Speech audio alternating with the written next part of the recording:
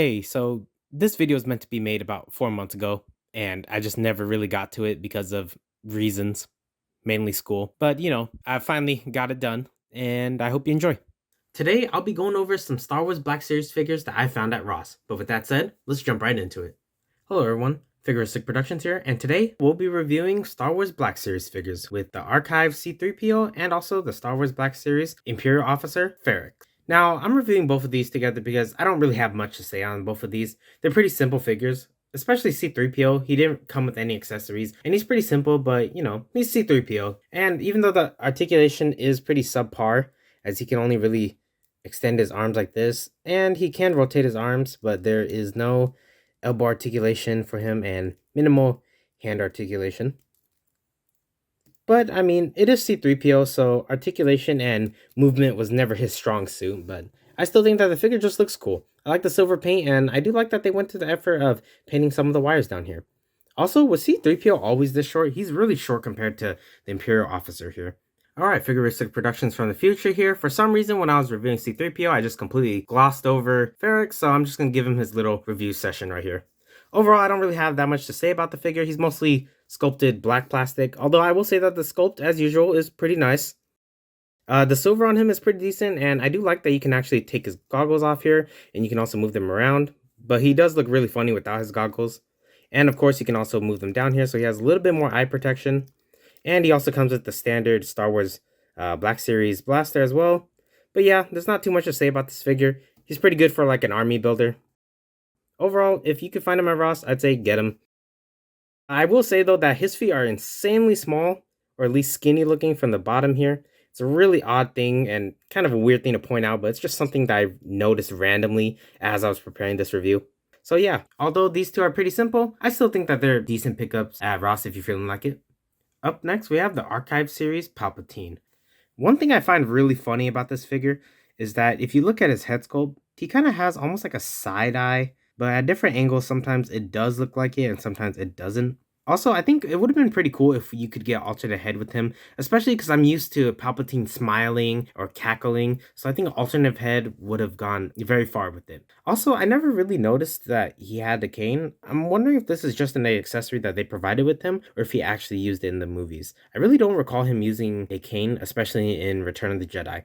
Another thing that I think is really interesting, though, is the fact that they actually gave Palpatine double jointed elbows. So you can see here that you can actually get him into some pretty decent poses, like the evil, I don't know, finger to the face, evil mastermind grin.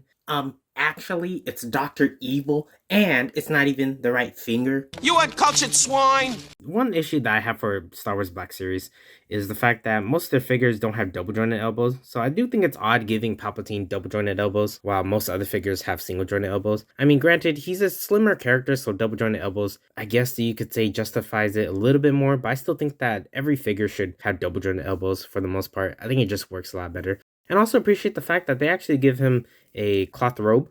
So yeah, even though this figure is pretty simple, I like him for the fact that I can actually have a Emperor or Palpatine to add on to my Vader. Even though he can't really stand up sometimes. Plus, if you could find a throne for him to sit on, he looks pretty good. For me, I'm using the Transformers Studio 86 Coronation Starscream throne. Up next, we have the Archive Dengar. And while I don't know this character, I really like that he has a tactical look for a Star Wars character. I really like that you can see the scuffing on his leg and shin armor right here, especially on the knee guards right here. You can see some silver paint to add the scuffing to it, as if he's been using this armor for quite a while. I like the console or little armor piece that's been sculpted onto his chest. I wish it was painted to differentiate it a little bit more, but that's just a minor nitpick on my part. And I especially love on his backpack how his straps and different compartment areas are painted with darker gunmetal and a little bit of like this off-colored brown. I also like the fact that they actually went through the effort of sculpting and also painting the straps here on the side as well. And these straps are removable because his back piece is removable as well. And they just sort of just plug in or settle into this area right here. And you can hide it behind his chest piece or his chest plate armor. So that way it has a more seamless connection piece to it. And overall, it just looks pretty good. Another thing I really like about this figure is his guns. He comes with his MG 34, I mean his heavy laser rifle, but tell me it doesn't look like an MG 34 though. It looks almost exactly alike.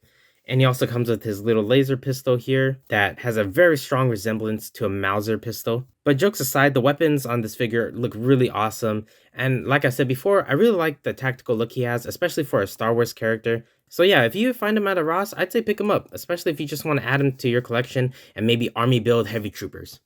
Next up, we have Ahsoka. Starting off, I want to say that the head sculpt actually looks really good. The paint is pretty solid on it, and the sculpt looks a lot like Rosario Dawson. The likeness is pretty good. Another thing is that I really love her sabers.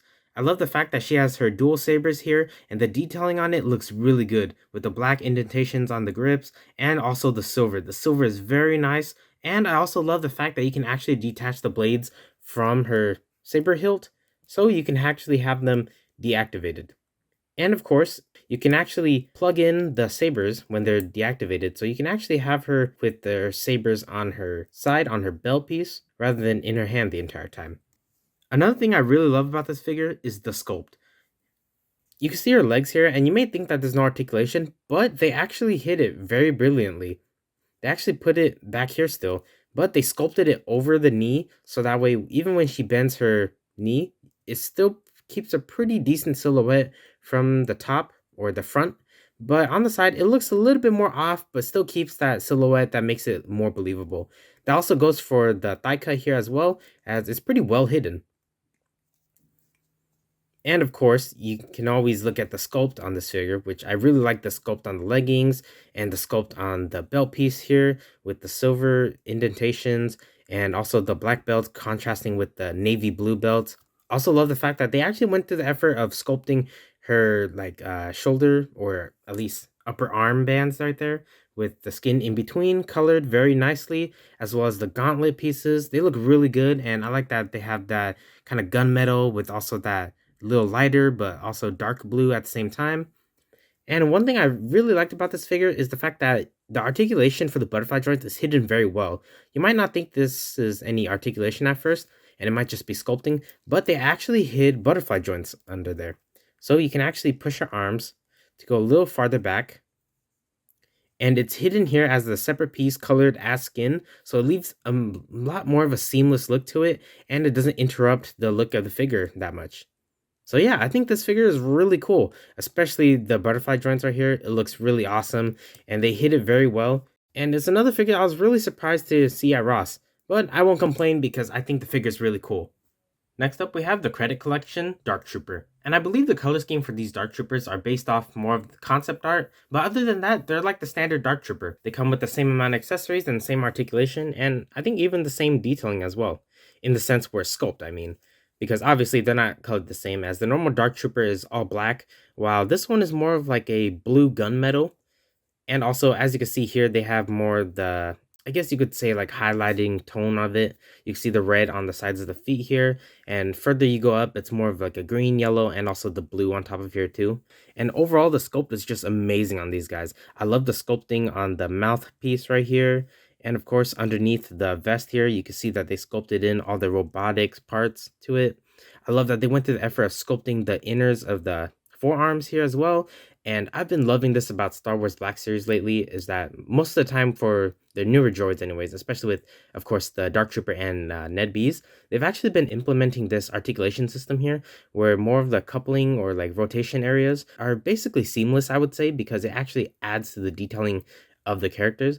While you can only raise the arm about or bend the elbow about this much here, it still looks really good and it works very well for robots. And as you can tell here, I have this Dark Trooper with 2 sets of fists.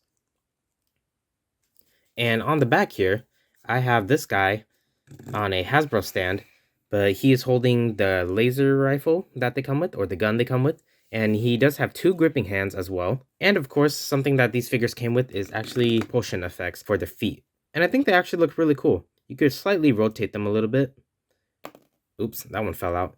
But they stick in there pretty decently overall, and I think it was just something really cool that they added. I know that the standard Dark Trooper also came with effects for their feet, but it was more of a orange-yellow. And another thing these figures both came with is a coin.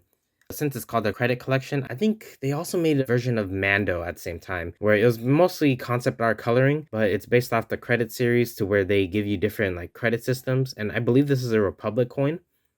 So yeah, I think that's pretty cool. So if you see these at your Ross, I'd say if you don't really have any Dark Troopers, I'd say pick them up. They look pretty cool, and you can always repaint them if you need to.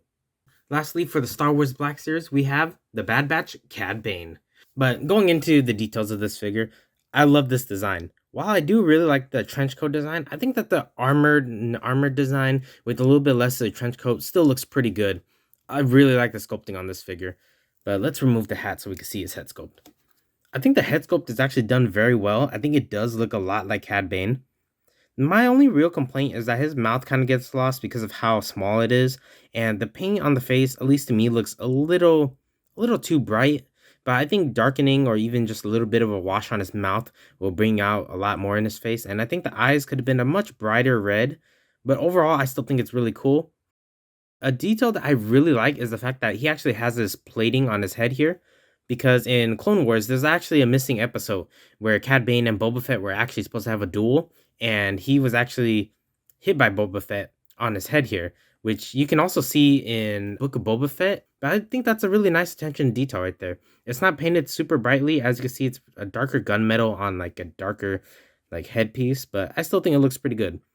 I also really like the fact that even though he has his the hose for the tubes here on the side of his head, I feel like mine's a little bit warped. I'm not sure if it's like that for everybody. But that aside, I actually think they sculpted it very well, and I like the fact that you can actually take it off as well. So if you need to articulate him for any reason, you can actually take it off. But moving on to his armor, I think his armor looks really nice. I love the paint on here with the gunmetal, and I love that they painted part of the buttons on here as well. They even painted his bandolier for his belt. That looks really nice, and I love the look of his guns. With the bright silver, the brown on the handle, and a little bit of black on the barrel, it just looks really good. And I kind of wish they went with this design for Book of Boba Fett because I just like the design of this pistol a lot more.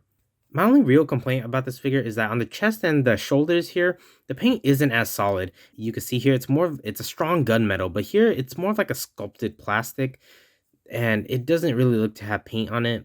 So I think I'll probably end up going back and maybe painting these gunmetal here, but I still think it looks really cool.